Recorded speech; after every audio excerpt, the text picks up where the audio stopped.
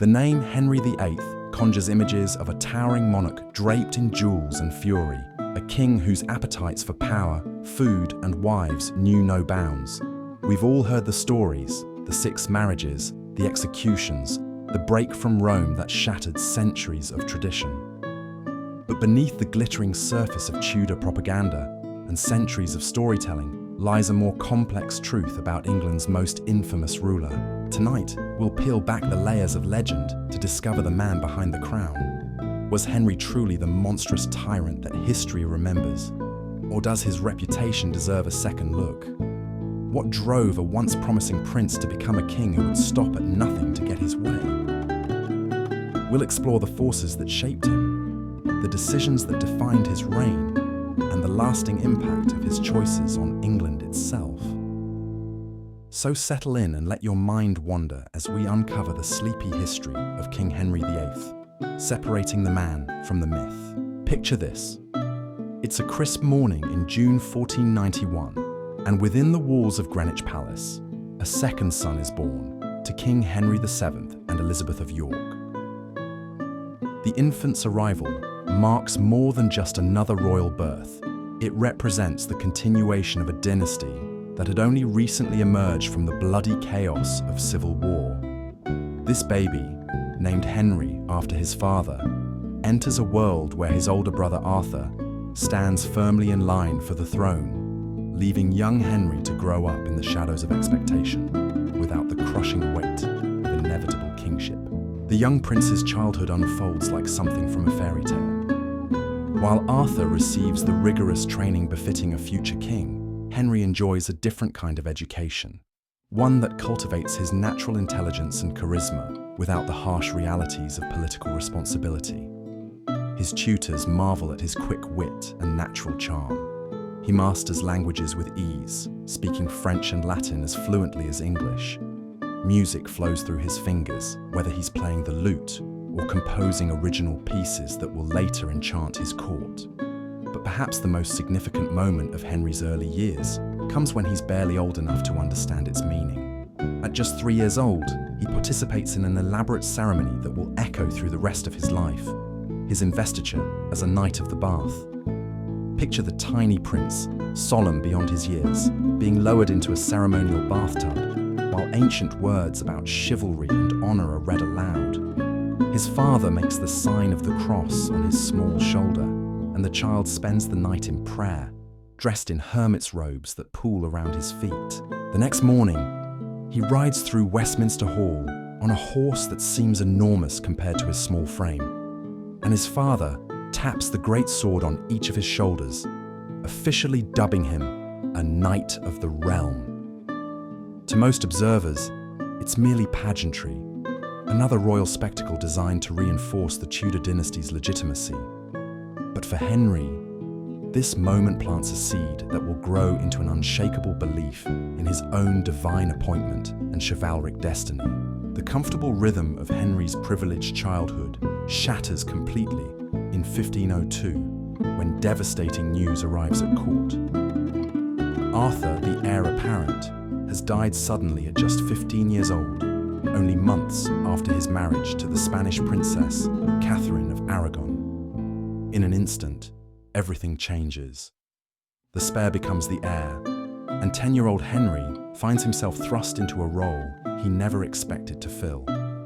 Yet even as Henry assumes Arthur's titles, Prince of Wales, Earl of Chester, his father seems reluctant to fully prepare him for kingship.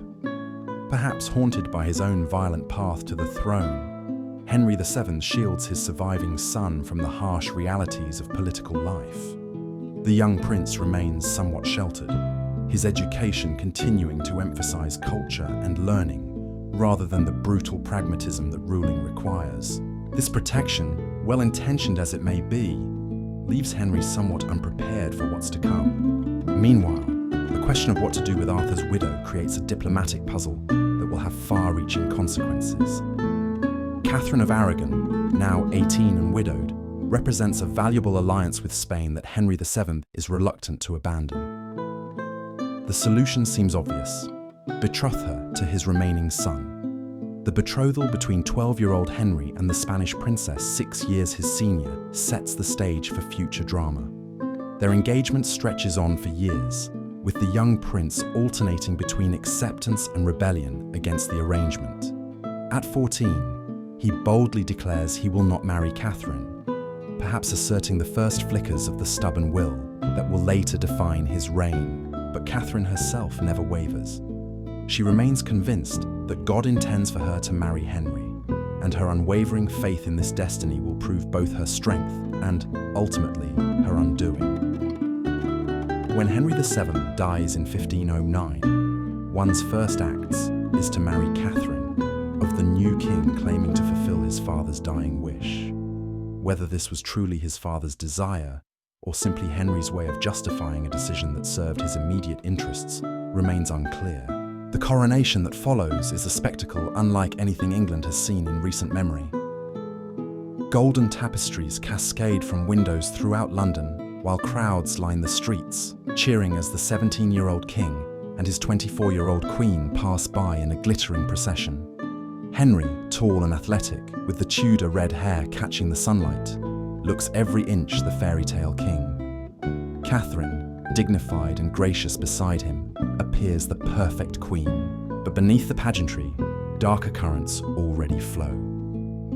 Just 2 days after his coronation, Henry orders the execution of 2 noblemen on charges of high treason.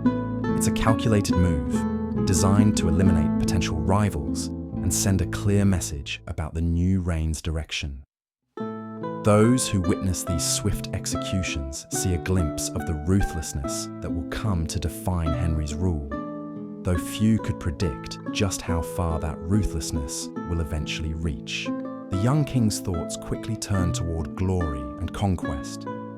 Like so many of his predecessors, Henry believes himself the rightful ruler of France, and the ambitious young monarch sees war as a path to the kind of legendary status he craves. His father had maintained a careful balance with France, sometimes allied, sometimes opposed, but always cautious about the enormous costs of warfare. Henry has no such reservations. When opportunity presents itself in the form of the Holy League against France, organized by Pope Julius II, Henry eagerly joins the alliance. His marriage to Catherine proves diplomatically useful, as it aligns him with her father, King Ferdinand of Spain, and provides justification for England's entry into European politics on an unprecedented scale. The first military campaign in 1512 proves disappointing, achieving little beyond draining the royal treasury. But Henry learns quickly from this failure, and when he personally leads an army to France the following year, the results are dramatically different. The Siege of Terouanne showcases both Henry's strategic thinking and his flair for propaganda. When French cavalry charges toward the English positions, they're met with such a devastating hail of arrows that they retreat at full speed, leading the English to mockingly name the encounter the Battle of the Spurs. In military terms, the victory at Terouanne was relatively minor, but Henry possessed an instinct for spectacle that transformed this modest success into a triumph worthy of legend. He understood that perception often mattered more than reality, and through carefully crafted propaganda, he elevated his achievements far beyond their actual scope.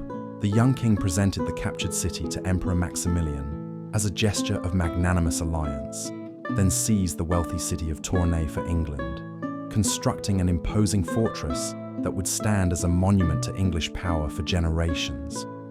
While Henry basked in military glory abroad, events at home revealed another side of his character entirely. He had left Catherine in charge of England's defences, a decision that spoke volumes about his trust in her capabilities and judgment. This faith would prove remarkably well placed when Scotland, encouraged by their French allies, launched a massive invasion of northern England in September 1513. Catherine rose to the occasion with remarkable composure and strategic acumen. She coordinated England's defensive response, placing the Earl of Surrey in command of the forces that would meet the Scottish threat. The resulting battle would become the largest ever fought between England and Scotland, and it ended in a crushing victory for the English forces. Catherine had proven herself every bit as capable a war leader as her husband, managing the kingdom's defense while he pursued his dreams of continental conquest. These early successes established a pattern that would define much of Henry's reign: his ability to inspire loyalty and achieve remarkable results when circumstances aligned with his ambitions, coupled with an increasingly grandiose sense of his own importance and destiny. The young king, who had once been sheltered from responsibility, was rapidly developing an appetite for power that would eventually know no bounds. Yet, even as military victories enhanced his reputation, Henry faced a more personal challenge that would ultimately prove far more consequential than any battlefield triumph. Catherine, despite her political and military successes, was struggling to fulfill what many considered her most important duty: producing a male heir to secure the Tudor dynasty's future. The Queen suffered through a series of heartbreaking losses, stillbirths and infant deaths that left both monarchs devastated. Their only surviving child was a daughter, Princess Mary, born in 1516. While Henry cherished his daughter, the absence of a male heir created an underlying tension that would eventually tear apart not just their marriage, but the entire fabric of English society. During these years of personal disappointment, Henry found solace elsewhere. His relationship with Elizabeth Blount, a lady-in-waiting, resulted in the birth of an illegitimate son named Henry Fitzroy in 1519. The king lavished attention and honours on this boy, making him Duke of Richmond and treating him with a warmth that seemed to mock Catherine's struggles to bear living sons. To the court observers of the time, Henry's extramarital affairs represented nothing particularly scandalous. Mistresses were an accepted part of royal life, and most nobles understood that a king's personal desires often extended beyond the bounds of marriage. What shocked the court, however, was Henry's growing obsession with a particular young woman who would change the course of English history. Anne Boleyn was unlike any woman Henry had previously encountered. Where his other mistresses had been compliant and grateful for royal attention, Anne possessed an independence and intelligence that both fascinated and frustrated the king. She had spent time in the sophisticated French court, acquiring a polish and confidence that set her apart from typical English ladies-in-waiting. Anne's most crucial decision was her refusal to become another royal mistress. She understood that accepting Henry's advances would likely lead to the same fate as her predecessors: a brief period of royal favour followed by dismissal and obscurity. Instead, she played a far more dangerous game, keeping the king interested while refusing his ultimate desires. This calculated resistance had precisely the effect Anne intended. Henry's infatuation deepened into something approaching obsession. The king, who was accustomed to getting everything he wanted, found himself thwarted by a woman who demanded marriage rather than mere companionship. As Catherine's failures to produce male heirs continued, Henry began to see Anne not just as an object of desire, but as a potential solution to his dynastic problems. The king's growing certainty that his marriage to Catherine was somehow cursed began to take on theological dimensions. He became convinced that God disapproved of his union with his brother's widow, interpreting their childlessness as divine punishment for what he now saw as an unnatural marriage. This convenient interpretation allowed Henry to present his desire for Anne as religious duty rather than personal passion. The stage was set for a confrontation that would reshape England forever. Henry's request for an annulment from Pope Clement VII seemed straightforward enough. Surely the Church would recognize that his marriage had been invalid from the beginning. But the Pope faced his own political pressures, particularly from Charles V, the Holy Roman Emperor, who happened to be Catherine's nephew. As months turned to years without resolution from Rome, Henry's frustration mounted. The same determination that had driven him to military success now focused entirely on obtaining his freedom to marry Anne. Cardinal Wolsey, Henry's chief minister and architect of much of his early success, found himself caught between his king's demands and papal intransigence. The cardinal's failure to secure the annulment marked the beginning of his downfall. Henry's capacity for ruthlessness, glimpsed in those early executions following his coronation, now turned against one of his most loyal servants. Wolsey was stripped of his offices and would have faced trial for treason had death not claimed him first. With Wolsey gone, Henry turned to new advisors who shared his growing conviction that England need not bow to foreign authority, whether papal or imperial. Thomas Cromwell, a lawyer with radical ideas about royal supremacy, began to whisper suggestions that would have seemed unthinkable just years earlier. Perhaps the problem wasn't Henry's marriage at all, but rather England's subservience to Rome. The transformation of England's religious landscape didn't happen overnight. What began as Henry's personal quest for marital freedom gradually evolved into something far more revolutionary. Thomas Cromwell, now Henry's chief advisor, possessed a keen understanding of how to frame radical change in terms that would appeal to English pride and independence. The question was no longer whether Henry could obtain an annulment from Rome, but whether England should recognise Rome's authority at all. Cromwell assembled teams of scholars to examine the historical relationship between England and the papacy. Their findings, carefully guided toward predetermined conclusions, suggested that the Pope had gradually usurped powers that rightfully belonged to English monarchs. Ancient documents were scrutinised, precedents were discovered, and a compelling case emerged that England had always possessed its own ecclesiastical authority, independent of foreign interference. Henry pored over these scholarly reports with the enthusiasm of a man discovering justification for desires he'd harboured for years. His marginal notes, preserved to this day, reveal a mind increasingly convinced of its own righteousness.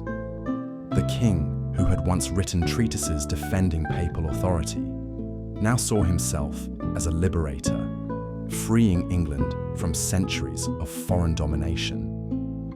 The legislation that followed came in waves, each more radical than the last. The Act in Restraint of Appeals forbade English subjects from seeking justice in Rome, effectively cutting the legal ties that had bound England to the Vatican for a millennium.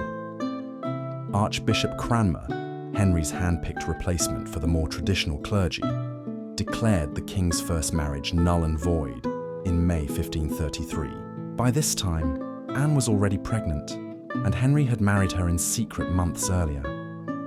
Their public wedding ceremony took place with great fanfare, though many observers noted the absence of certain prominent nobles who found excuses to avoid attending.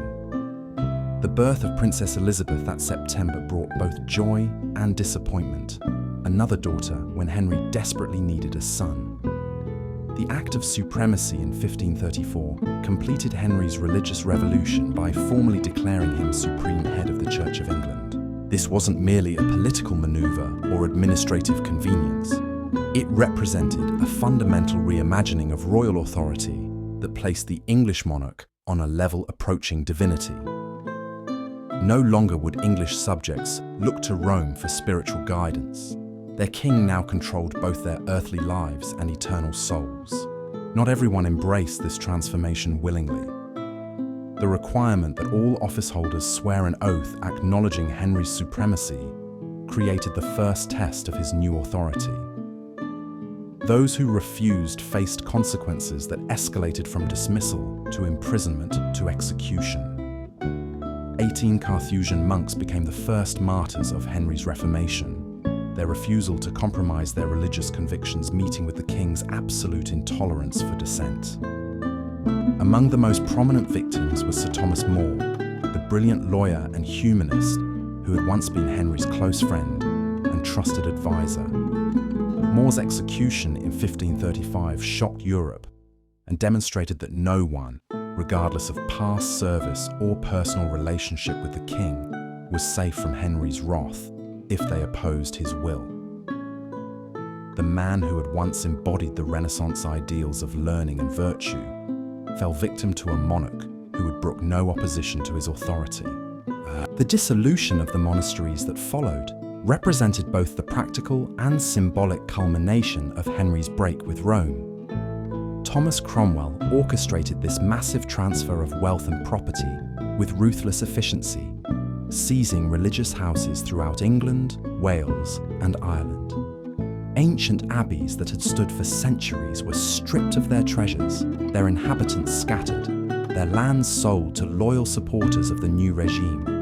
The economic impact was staggering.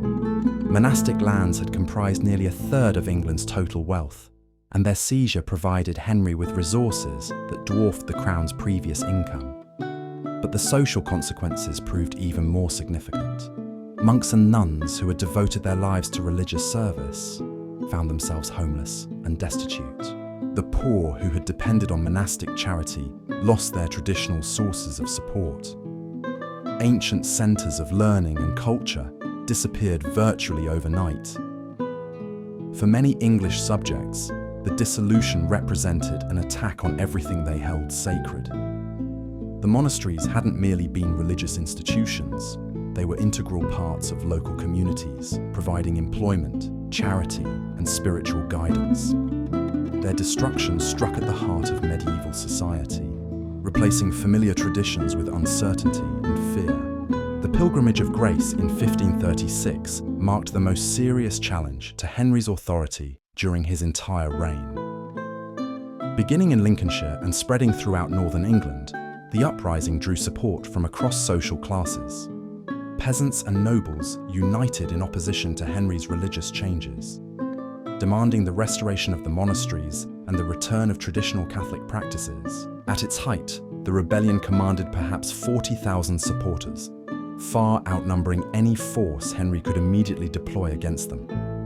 The insurgents occupied major cities, including York and Hull, effectively controlling much of northern England.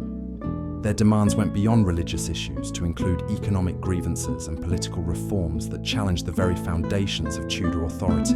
Henry's response revealed both his political cunning and his fundamental dishonesty. Rather than meet the rebels in open battle where he might lose, he authorized the Duke of Norfolk to negotiate.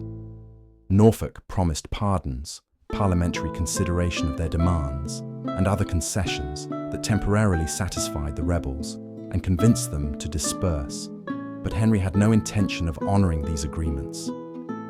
When sporadic violence erupted months later, he used it as justification to declare the earlier promises void. The subsequent executions were swift and brutal. More than 200 people lost their lives, including Robert Aske, the rebellion's leader, who was hanged in chains at York Castle as a warning to other potential dissidents.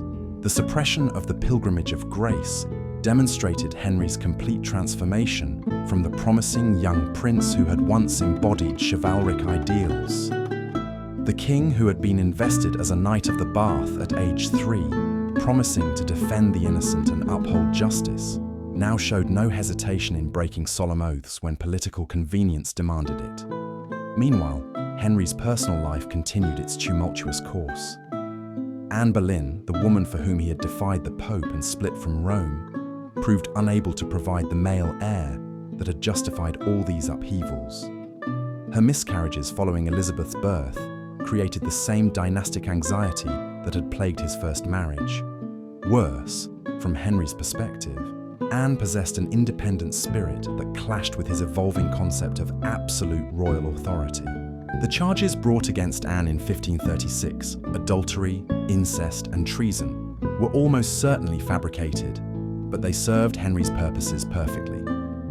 Her execution removed an increasingly inconvenient wife, while sending a clear message about the fate awaiting anyone who disappointed the king.